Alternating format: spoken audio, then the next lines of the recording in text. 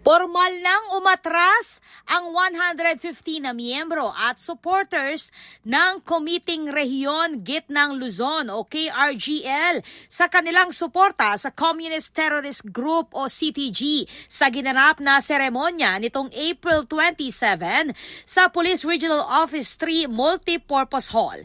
Pinangunahan ang aktibidad ni na Governor Hermogenes June Ebdane Jr., Police Brigadier General Jessa Mendez at NICA Regional Director Ulysses Untalan bilang patunay ng mas pinalakas na interagency collaboration sa ilalim ng Whole of Nation approach. Lumagda ang mga kalahok sa Pledge of Commitment at sabay-sabay na isinuko ang 38 na iba't ibang uri ng firearms, isang malinaw na hakbang pabalik sa mapayapa at legal na pamumuhay.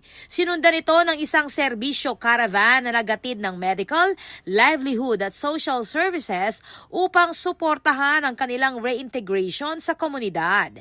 Nagtapos ang programa sa simbolikong pagsira ng watawat ng NPA bilang pagpapakita ng nagkakaisang paninindigan para sa kapayapaan.